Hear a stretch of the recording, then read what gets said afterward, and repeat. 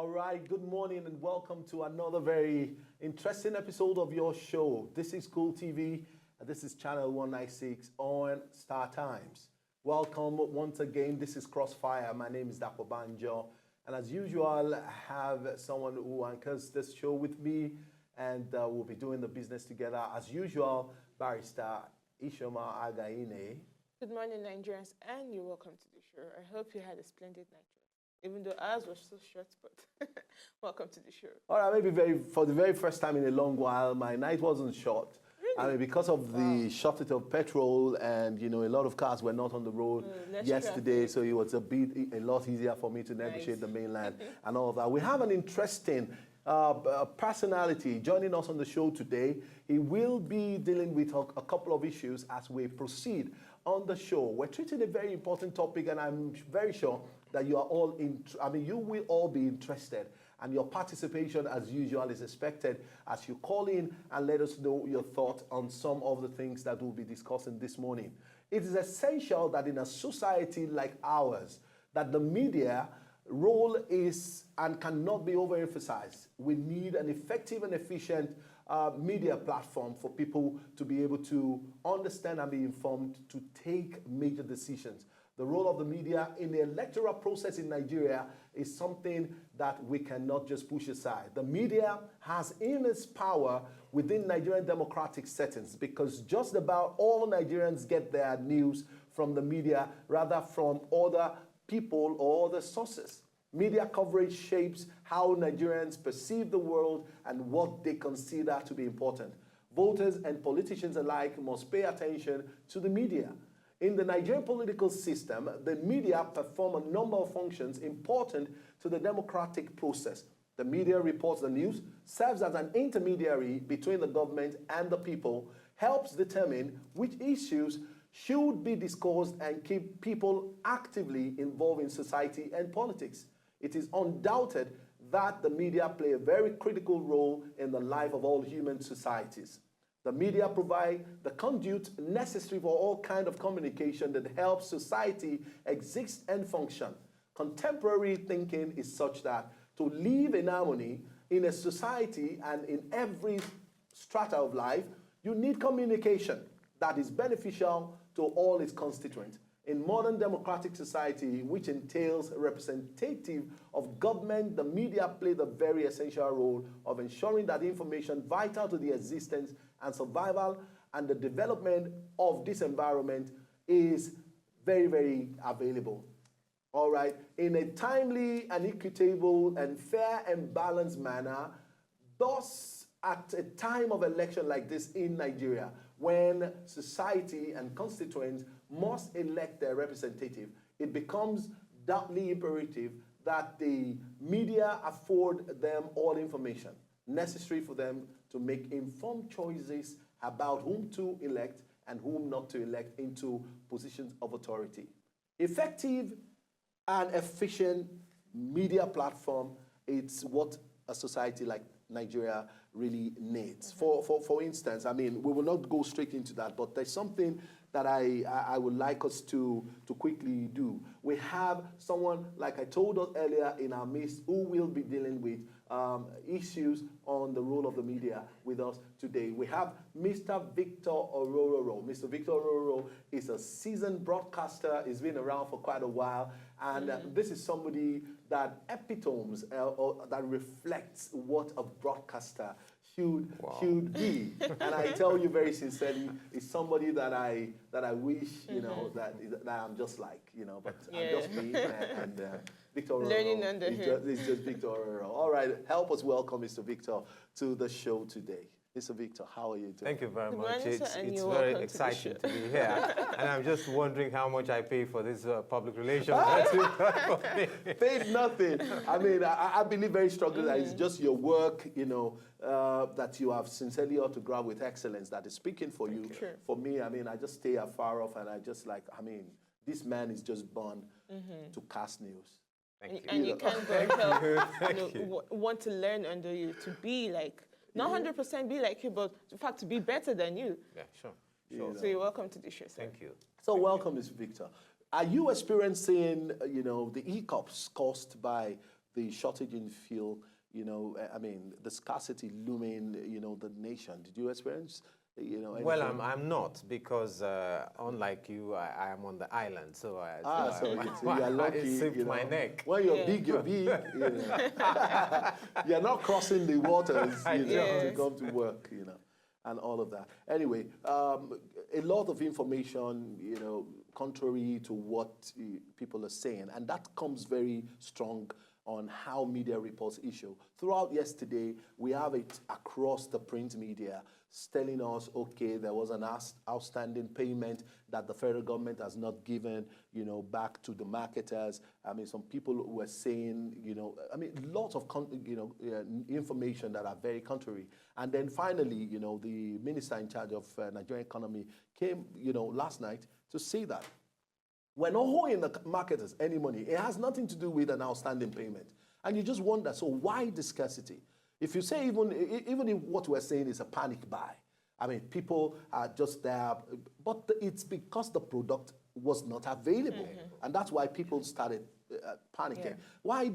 I mean, I don't understand. Anyway, we'll be dealing with it very strictly on the show. But why do you think we have contradicting, you know, news and information passing around, especially media misinforming, you know, the populace? Well, essentially, I think the problem is that over time, the media gets very complacent, and we get so relaxed that we do not put in enough. You know, we do not go a step further to when you get information, you check information. There's something they told, we learned in school, in journalism school. If in doubt, leave out. It's better to leave out than to do a half-baked job. You got information from some source that marketers, this is the reason why they did that. It would be proper for a thoroughbred journalist to go on the side of government to say, why is the situation happening?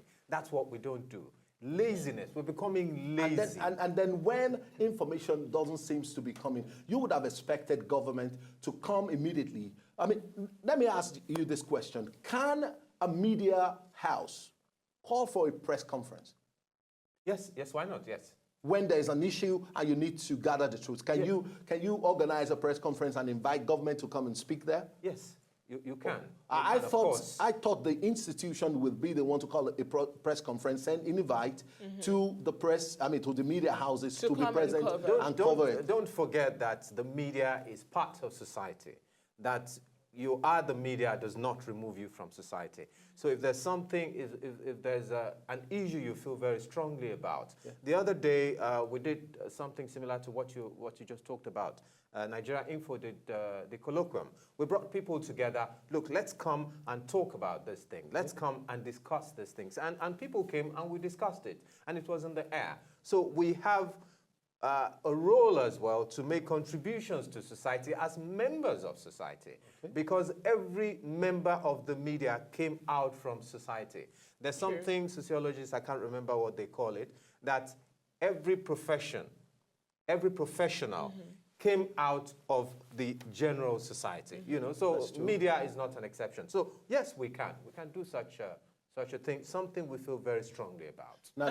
Sorry, you mentioned something earlier about journalists being lazy today, but do you, because in my opinion, I think, yes, on one part of it, journalists of today are lazy, that they do not want to go further. They do not want to take active part in investigative journalism. But let's look at the political sphere today. I feel, but is that how it is? It is exactly. The role of money has also, made journalists in the country a little bit laid back, in the sense that when money changes hands, they rather want to, broadcast informations which are not 100% true, but as long as money has changed hands, they're now resorting to money as influences for not giving out complete, informations.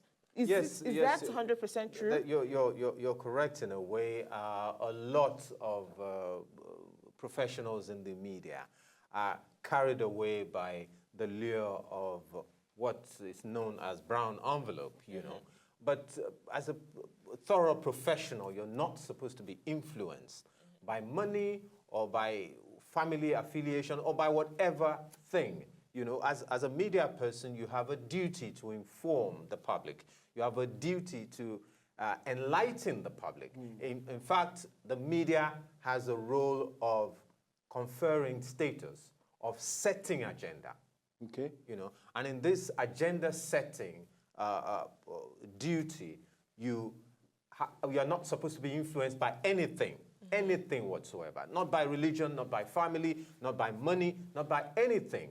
And in playing this role of setting agenda, in playing this role of conferring status on issues, you are also a gatekeeper. And as a gatekeeper, you know what to let in and what not to let in. Okay, you seem to be going, you know, into addressing the topic really, you know. But what I was thinking that we should do is that we have a prevailing situation. I mean, the fuel scarcity is something, you know, that a lot of Lagosians and everywhere, you know, in the country, people are asking questions, you know, and all of that. And I'm sure you've been around to know what is happening in the, you know, about elections in Nigeria. Nigeria being, you know, faced with a major decision come March the 28th and April, you know, the 11th and all of that. But my question really is that, do you think, I mean, you being a journalist, do you think that this fuel scarcity is fueled by, you know, by politics? Okay. Do you think it's political? Do you think, I mean, somewhere, somehow, you know, don't forget, throughout yesterday, PDP, busy saying APC is, you know, is really, really interested in ensuring that the economy is paralyzed so as for them to create panic, you know, in the society towards the elections and all of that. Are we trying to, in any way, create a balance to knowing if this is a PDP or an APC thing, or is political driven, or is just something economic, you know, that is not well managed, you know? Well, they say that in politics anything is possible, you know. When it comes to power play, anything is possible, you know, and every politician knows that. So as far as the fuel scarcity is concerned, from just like you said, from what the Minister for the Minister of Finance and the Economy had said, that it was not caused by delay in payment of subsidies, but by other extraneous factors. We have also heard, for instance, that the exchange rate in the devaluation of the naira is a concern, and that sounds reasonable. But be that as it may, I want to say that as far as this issue of fuel scarcity is concerned, I think that it's not been properly managed, because every serious-minded government knows that in an election year, if you are an incumbent in an election year, you do not allow things to go wrong. You put everything in place to make sure nothing goes wrong, because the opposition will use it. You know, because when this thing started, apathy can set in, you know, almost immediately when things just suddenly go wrong. That's right. Towards a major election. That's right. When this thing started, I said the opposition will use this. But it's not necessarily that the opposition caused the fuel scarcity. I don't it's see. Not impossible. I don't it's see. Impossible. I don't see why the government in power would allow the opposition like to come and do this. All right, it's very, very interesting, Mr. Victor. But we have to go on a short break now. And for me, this is something you don't want to miss. It's building up, and I am sure that is going to eventually emerge to be very, very, very interesting. We'll go on a short break now, and then when we come back, we'll take this conversation to the next level. We'll be right back.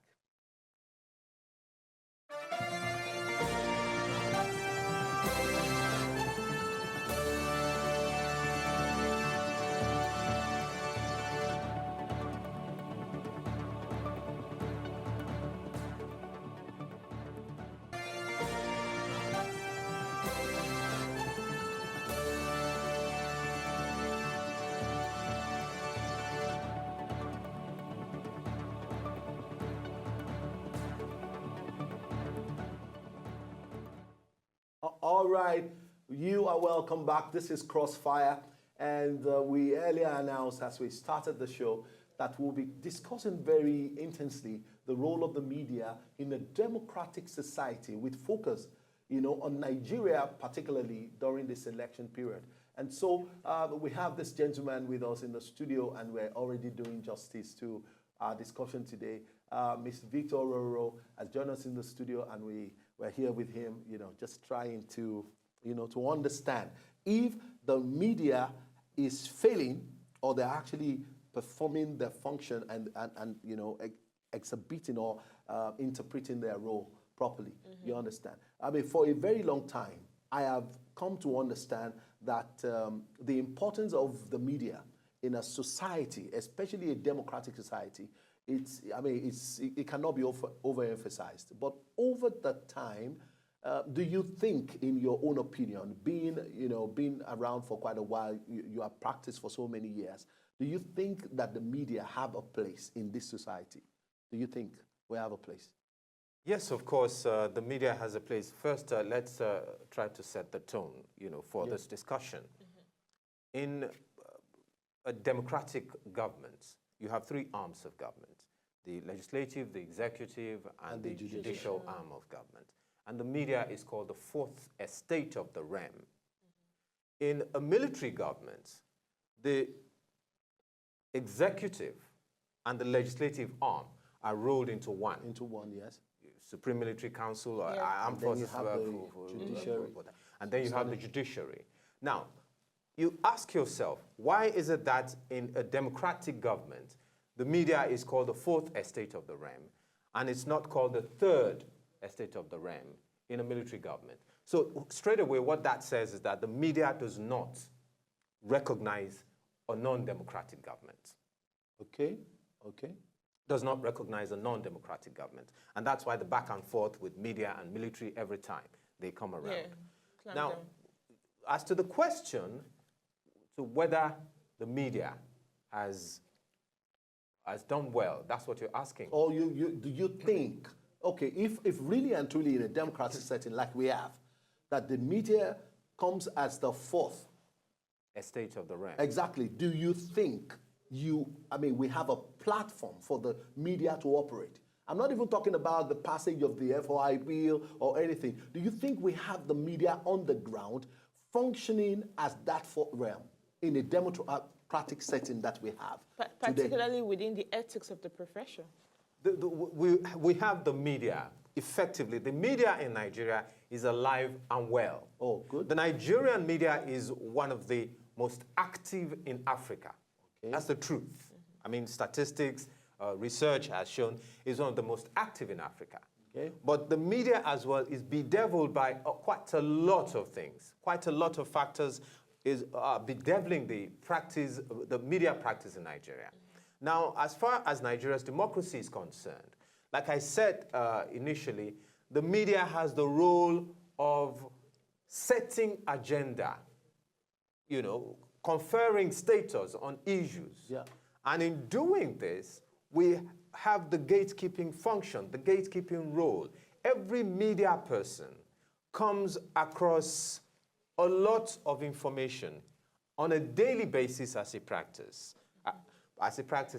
But it is incumbent on him to know what information to let go to the public, what information not to let go to the public. Exactly.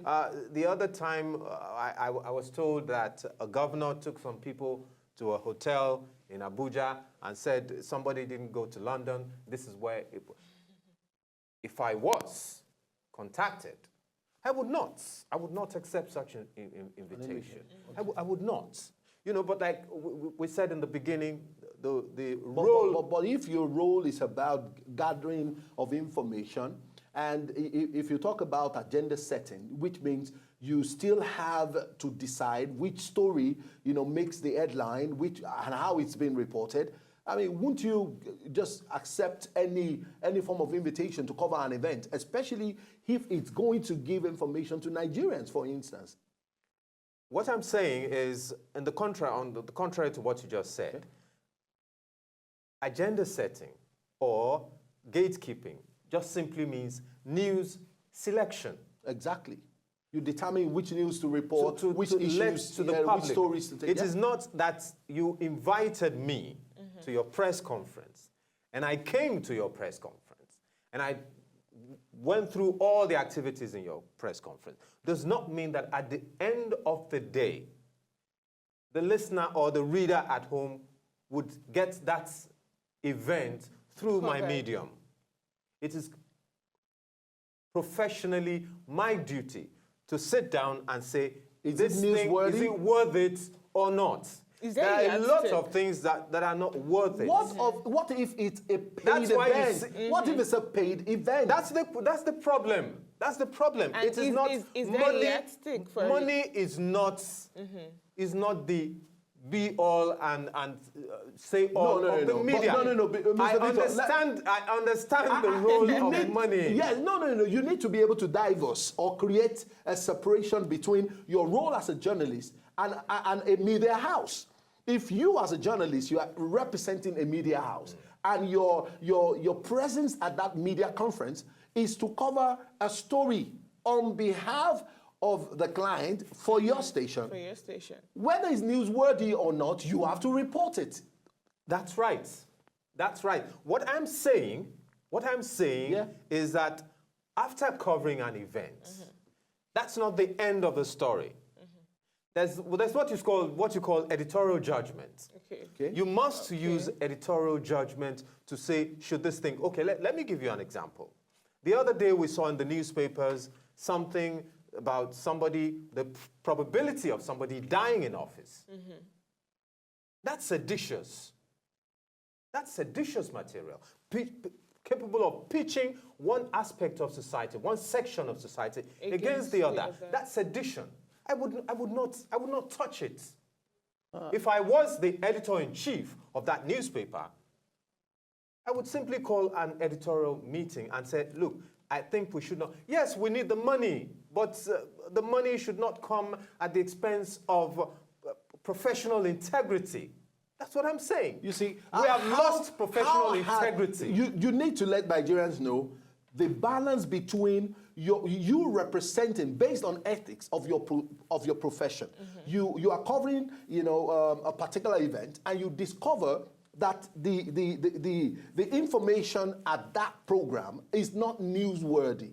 But here you are a representation of a media house. And don't forget that most times when you get there, these people want you to cover, they have invited you to cover their story, and they are paying for a news mention. Even if it's not true, or they are even paying if it's for a not news healthy. mention. And you are saying, my role as a journalist is that this information is not newsworthy, and then you're coming back to your office, which is your platform, to report, and you're saying, I don't think we should report it, when it's already paid for. My saying I do not think we should report it is not what determines whether it will be reported. Don't get it wrong. Okay. Media managers, I'm talking at the level of media managers. Media managers, okay. Now, my duty, I've been there, and I come and I turn it to my editor and I say, honestly, I think this thing should not go. I've done my job.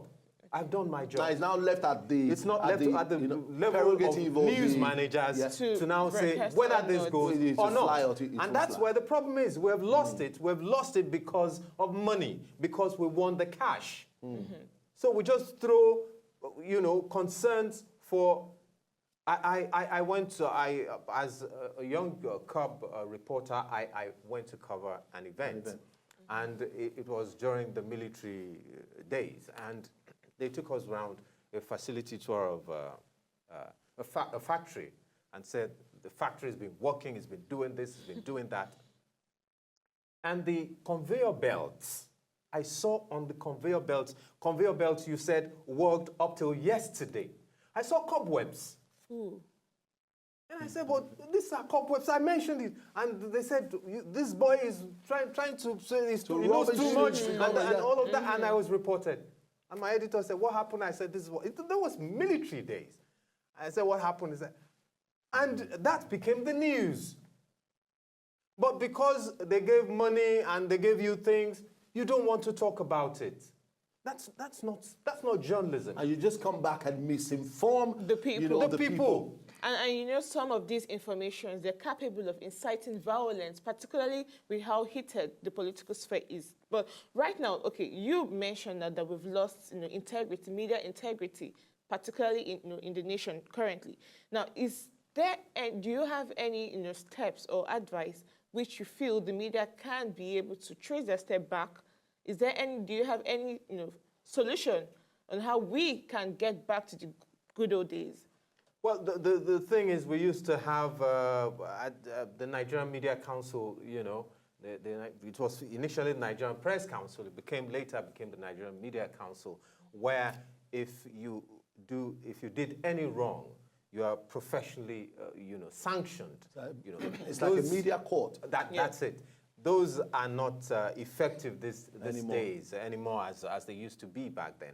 But I think the media needs a reorientation to remember at all times that the media is a mirror to society. And if we remember the fact that we're a mirror to society, what I always tell myself is, if I carry a seditious material, for instance, and there's trouble in the land, it will consume myself and my family. So because we mirror the society, we should at all times remember that under no circumstance should, you see, we do a lot of things. This morning I saw something in the papers and I just wonder. The media is bigger than any government. The media is bigger than any individual. I was going through the papers this morning and I saw an encounter. There's something the police published to refute the allegation against Joseph Mbu, sorry, what he said about killing 20. Ratio 1 to 20. 1 to 20. And so they published an article about the interview a reporter had with him. And every question by that reporter was laced with the word, sir. Sir, what is this? Sir, it's absolutely wrong. It just shows simply you are subservient. He doesn't want to lose his life. To the authority. You are not a policeman. You're a journalist. If I face President Goodluck Jonathan today, I'll straight away look in the eyeball and ask him my question. I won't sir him. I have no business doing that. I'm not his minister. Worst case scenario, Mr. President. Mr. President, that's it.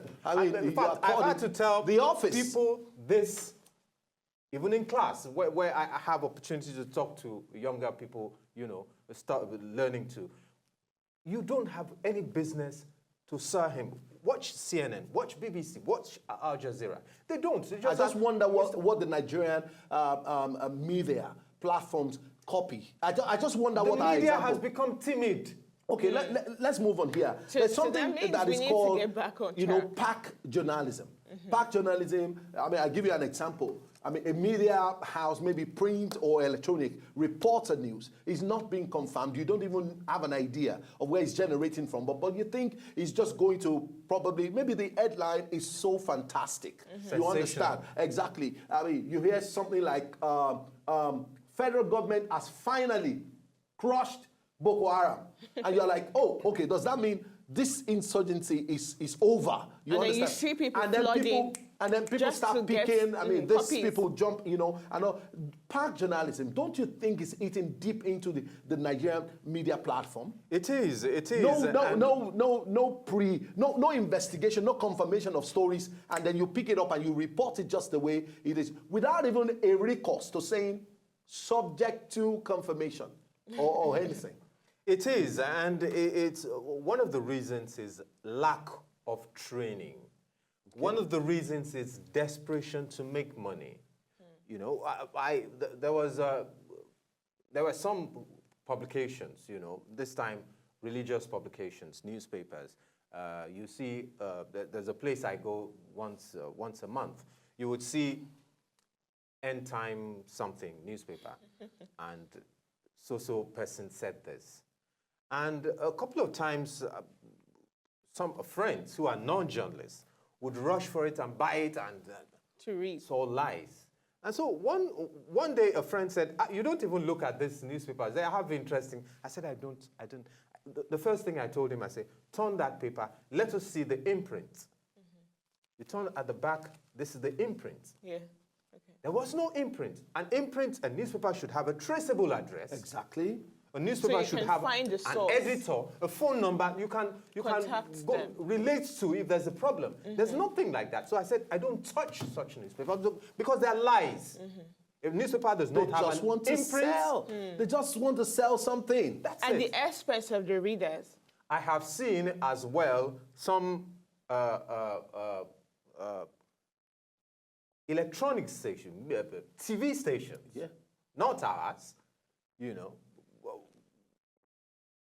You see documentaries that are capable of causing mayhem, dissension, and honestly, and it flies. It flies. And then the people take it hook, line, sinker. It makes money. People take it. The funny thing about the media... How can PAC journalism be curbed in Nigeria? Because even right now that we're in elections, even now, people that are not present at rallies and campaigns, you see them report news that they have not verified. And they get pictures from the internet and just place it and put it there. Headline on top of it. We need education. We need a lot of education. And we need laws, very stringent laws, to punish people who engage in such things. Without any recourse to witch hunting? Well, it will not be witch hunting because the laws will be made clear. There's, for every media organization, whether print or electronic, there's a clear procedure for establishing any. And if you have not gone through any of this procedure to establish your media organization, then you are flouting the laws. And straight away, I think that such ones who are engaged in such things should be dealt with according to the law. And I think the law should be more stringent than what we have currently. Okay. Because media organizations really don't get punished, you know, for some information that they use their platform to pass across to the people. I mean, they see it as, an opportunity to just keep, you know, feeding negative information, unverified information to the populace. That's right. That's why in the Buhari days as military, Buhari Diagbon days as military head of state, they jailed Nduka Irabo and Tunde Thompson. Yes, Tunde Thompson. Decree 4, you know, over stories that were incorrect concerning ambassadorial postings in the country. Yes. You know, we need very stringent law because the media can do a lot of damage. Wow. And it can do a lot of repairs. True. All right. Anyway, it's getting really very interesting as we throw more light on the role of the media. As a matter of fact, this is something we're going to be taking all the way through the election, you know, process, before the elections and well after the elections, even during the elections, to ensure that, you know, Nigerians are educated, you know, and they are informed. You see, because when information is power, it will help you take decisions, you know, that will help you, you know, move on in life. Anyway, we will go on a short break now, and then when we come back, this conversation continues. We'll be right back.